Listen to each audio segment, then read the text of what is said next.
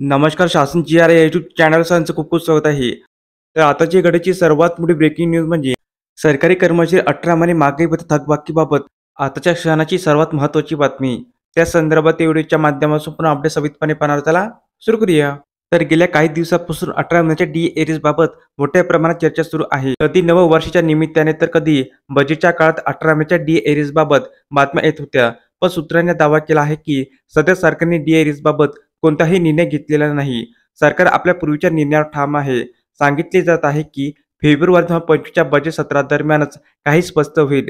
शेवटी कोविड-19 काळातील डी-एरियर्स कर्मचाऱ्यांच्या खात्यात जमा होईल की नाही हे अजून अनिश्चित आहे. आतापर्यंतच्या माध्यमात आलेल्या बातम्यांवर विराम लागतो. सरकारी सूत्रांचे म्हणणे आहे की सध्या सरकारकडे थांबलेल्या एरियर्स देण्याचा कोणताही मानस नाही. किती दिवस वाट पाहायची? कोविड महामारीमुळे निर्माण झालेल्या आर्थिक अडचणींच्या पार्श्वभूमीवर सरकारने जानेवारी 2020, जुलै 2020 आणि जानेवारी 2021 या 3 हप्त्याचा एरियस थांबवण्याचा निर्णय घेतला होता.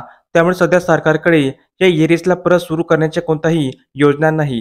केंद्रीय कर्मचाऱ्यांना पुढील डी वाढीसाठी आणखी थांबावे लागणार. मात्र विभागीय सूत्रांनी सांगितले आहे की फेब्रुवारी 2025च्या बजेट सत्रादरम्यान यावर नक्की चर्चा होऊ शकते.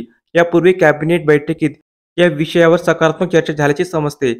सध्या 53% डी मिळत आहे. अलीकडेच केंद्र सरकारने केंद्रीय कर्मचारी डीएत 3% वाढ जारी केली आहे. ही वाढ जुलै महिन्यापासून लागू करण्यात आली आहे. काही कर्मचारी खात्यात दिवाळीपूर्वीच 3 महिन्याचा एरियस जमा झाला आहे. मात्र अजून लाखो कर्मचारी असे आहे की ज्यांच्या खात्यात या महिन्यात एरियस जमा होईल. रिपोर्टनुसार कॅबिनेटच्या बैठकीत या मुद्द्याचा समावेश करण्यात आला होता आणि त्यावर अंमल सुरू आहे. 7व्या वेतन आयोगाअंतर्गत वाढ वर्षातून 2दा केली जाते. यावेळी झालेल्या वाढीचा लाखो कर्मचारी आणि पेन्शनधारकांना फायदा होईल. तर अशा प्रकारे सरकारी कर्मचारी संदर्भात अतिशय महत्त्वपूर्ण अपडेट या व्हिडिओच्या माध्यमातून आपण पाहिली आहे. जर हा व्हिडिओ आपल्याला आवडला असेल तर चॅनलला नक्की सबस्क्राईब करा, लाईक करा, कमेंट करा आणि असेच नवीन अपडेट्स पाहण्यासाठी शासन जी आर यूट्यूब चॅनलला सबस्क्राईब करायला अजिबात विसरू नका. धन्यवाद.